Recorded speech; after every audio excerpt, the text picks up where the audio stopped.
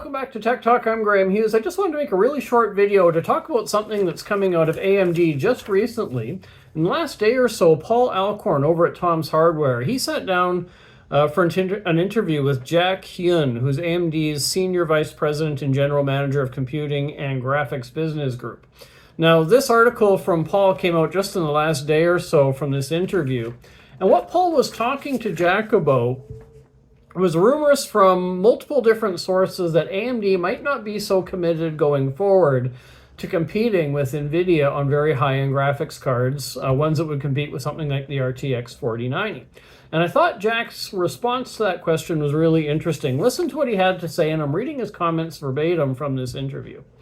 So again, Jack Huynh at AMD said, "I'm looking at scale, and AMD is in a different place right now. We have this debate quite a bit at AMD, right? So the question I ask is, the PlayStation 5, do you think that's hurting us? It's $499.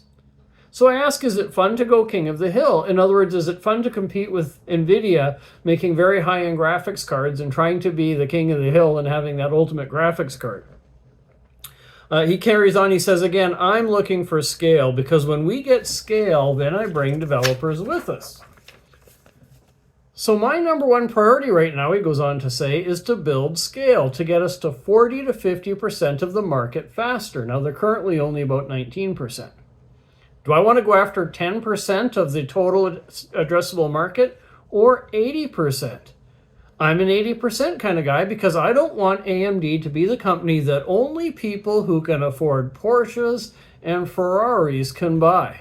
We want to build gaming systems for millions of users. Now, I love these comments from Jack Huynh at AMD because really what he's saying here is, look, we don't want to go after so much that 10% of the market that's shelling out big bucks for their super high-end graphics cards. We want to focus the 80% of users at a little more mid-range. They're still shelling out good money, but we want to make sure we're offering them really good value so that we can build our market share and sell tons and tons of GPUs.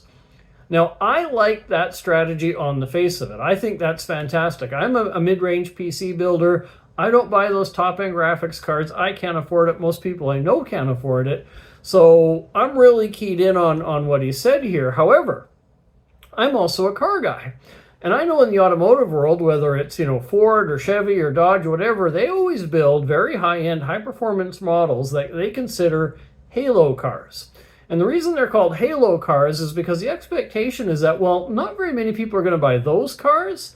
The fact that that company can and does build those cars casts a halo all the way down the product stack. So, for instance, back in the day, the Chevy Corvette's always been a high-performance car. It's always sold in small numbers. It's been well received as a great car, particularly the new ones.